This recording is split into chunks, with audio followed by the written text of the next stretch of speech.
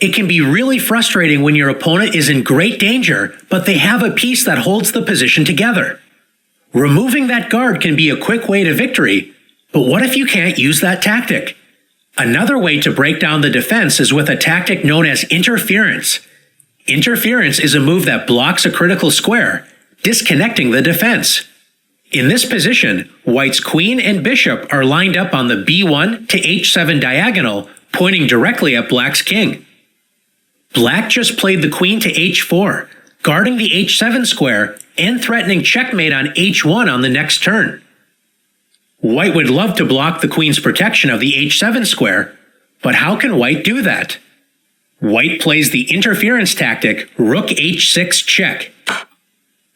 White sacrifices the rook to interfere with the queen's defense. If g takes h6, White delivers checkmate with queen h7. Since moving the king loses the queen for nothing, Black is forced to give up the queen for the rook after queen takes h6. G takes h6, when White's material advantage and attack against Black's king will be too much to handle. Let's take a look at some more examples of interference. In this position, future world champion Anatoly Karpov has the white pieces. White is down 2 pawns, and Black's queen is threatening the knight on e2. Black's king looks a little weak on f8, but how can White attack it? Karpov found a great interference tactic with rook f5. The rook interferes with the queen's defense of the f7 square, so White is threatening checkmate. Notice that Black cannot capture the rook with e takes f5 because that opens up the bishop's attack on f7, allowing queen takes f7, checkmate. Karpov's opponent found the best option in a very bad position by sacrificing the queen with queen takes b3 check, a takes b3, e takes f5, and after knight f4, attacking Black's knight.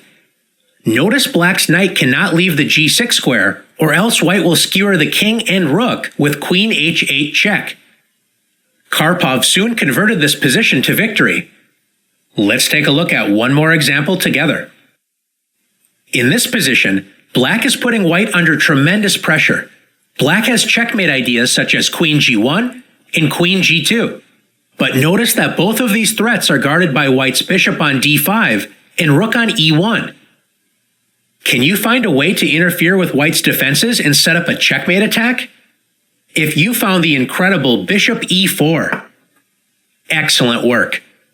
Black moves the bishop to a square that can be captured by 3 of White's pieces, but surprisingly, there isn't a single defense that can prevent checkmate on the next turn. Black is now threatening queen takes g2 and queen takes e1 checkmate. If White plays bishop takes e4, queen takes e1 is checkmate.